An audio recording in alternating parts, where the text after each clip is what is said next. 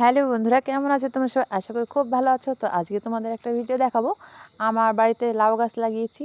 তো এর আগের ভিডিও তো দেখিয়েছিলাম এর আগের বছর। তো আমি এইবারও লাগিয়েছি, বেশ ভালোই হয়েছে আমার লাউ গাছ। অবশ্য আমি গাছ লাগালে বেশ ভালোই হয়। তো দেখো লাউ গাছের জাংলা দিচ্ছে। তো জাংলা তো দিতেই হবে লাউয়ের, নয়তো লাউ তো হবেই না। কত সুন্দর গাছ হয়েছে দেখতে পেয়েছো? আমার লাউ শাক লাউ খুব ভালো লাগে, আর লাউ খাওয়াটা তো খুবই ভালো। শাক খাওয়া আরও ভালো উপকার। তো তোমরাও লাউ খাবে বেশি বেশি, আর শাক খাবে। তো লাগলে আমাদের বাড়িও চলে আসবে। তো দেখো জাংলা দেওয়া হয়ে গেছে, তো আমি ডুগা বেঁধে দিচ্ছি, নয়তো নিচের দিকে চলে যায় ভালো করে বেঁধে না দিলে। আসলে এবার বীজ ছিল না, আমাদের বীজ কিনে নিয়ে এসেছিলো লাউয়ের বীজ। তো বেশ ভালোই জ্বালিয়েছে সবগুলো বীজই। আমি একটু সাথে সাথে হেল্প করছিলাম, জাংলা দিয়েছে।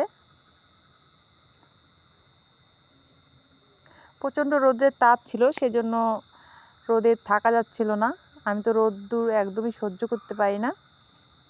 তো দেখো জাংলা তো হয়ে গেছে, বেশ ভালোই ডোগাও ছেয়েছে। সামনে শীত আসছে, তো শীতের দিনে বেতো শাক দিয়ে লাউ শাক খুবই ভালো লাগে।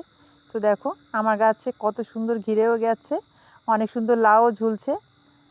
দেখো পেঁপে গাছে লাউ গাছ আর কি জড়িয়ে উপরে উঠে গেছে, অনেক জালিও পড়েছে পেঁপে গাছে।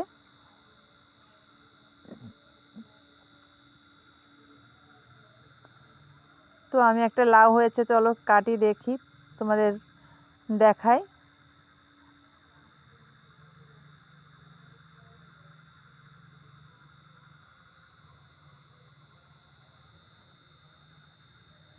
দেখো নিজের গাছের লাউ, বেশ খেতে নিশ্চয়ই খুব সুস্বাদু হবে, কেননা তরতাজা লাউ খেতে বেশি সুস্বাদু।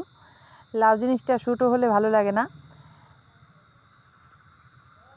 তরতাজায় বেশি টেস্ট লাগে। তো দেখো পেঁপে গাছে লাউ হয়েছে, সেই লাউটাও দেখো একটা বাচ্চা উঠিয়ে পারছিলাম একটা লাউ। দেখো কত বড় হয়েছে লাউটা, বেশ জাতটাও বেশ ভালো, খেতেও খুব সুস্বাদু, খুব ভালো সুন্দর গলে যায়। আচ্ছা বন্ধুরা, আমার ভিডিও ভালো লাগলে সাবস্ক্রাইবটা করে দিও।